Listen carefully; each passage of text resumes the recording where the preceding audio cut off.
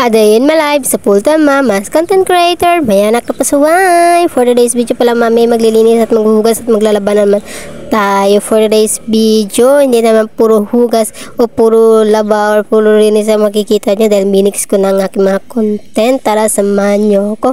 At ito guys, nagwalis-walis na pala ako dito sa aming kwarto kay medyo malikabok na talaga guys. At saka yung mga higaan namin guys, hindi pa na linisan ng mga iso, nilagay ng sa tama. Kasi guys, grabe kasi dito guys, minuto talaga ako nagbawalis guys. Kasi nga guys, pumapasok talaga ng alikabok kapag pumapasok kami guys. Ewan ko kung bakit.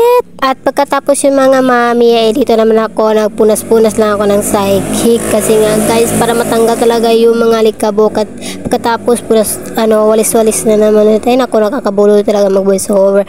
At ang mga una at mga mata, mga mari, nilagay ko na pala sa lagayan talaga namin. Diyan ko pa talaga nilalagay guys. Sulap kasi po kaming lagyanan at malit lang po itong inuupahan namin guys. Is kwarto lang talaga to. So kasya lang sa amin to, tatlong magpamilya. Wala talagang katapos ang pagwawalis guys. At nagwalis na ako dito sa may baba ng lagyanan ng mga damit namin guys. Kasi medyo malikabok na rin siya. Kaya nagwalis-walis lang ako nandyan. Puro walis-walis lang guys. Walang katapos ang pagwawalis. Hanggang sa matanggal ang para matanggal guys yung mga alikabok guys. Kasi sobra talaga malikabok guys. Mas lalo na yung bubog sa taas guys. Yung mga ng mga kahoy na naguhulog talaga. Kailangan talaga siya winawalisan guys. So yan mga mami, malapit na pala ako matapos paglinis dito sa aming kwarto. Sinunod ko naman dito sa labasan namin guys. Kasi sobra dito talaga malikabok guys. Kasi dito talaga yung apaka namin before kami pumasok sa kwarto. Dito talaga pinakamaraming alikabok guys. Mga graba ba guys? Kasi mga graba, mga ganun ba. Kailangan talaga siya lagi lininisan guys. Pagkatapos ko pala nagwalis-walis yan guys, pinunasan ko lang bitana. Kasi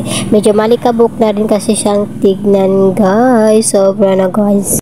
At so ayan mga mami, matapos na pala ako sa paglilinis ng aming kwarto at sa labasan namin. Dito na naman ako sa paghuhugas mga mami kasi marami naman akong huhugasan. Gusto ko talaga mga mami, ako talaga naghuhugas para maalis talaga yung mga sebo at matanggal talaga yung mga kanin-kanin. Kasi pagkang kapatid ko yung bunso namin, kapatid ko, ay nako, parang baby pa talaga. Akala mo yung parang kailangan pang turuan.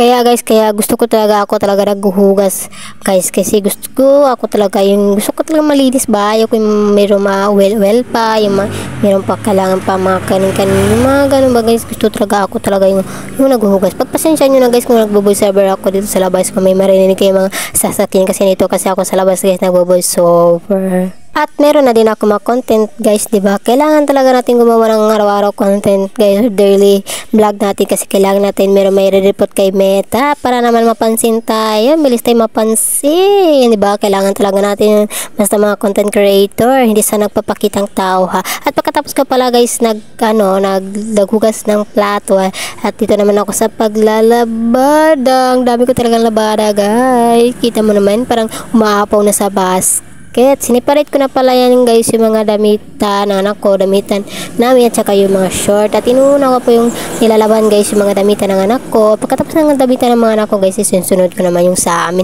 At nilalas ko talaga guys yung mga pantalon, short, yun guys. At pagkatapos ko pala nagsabon guys, dito naman tayo sa pagbabanlaw. At pagkatapos natin pagbabanlaw, syempre dito naman sa sampayan. Dito talaga pinakamalapit na matapos. At tayo mga mami, ito naman tapos tayo sa pagsasampay. Dito naman ako mga mami, kumain na ako dahil nagugutom ng person.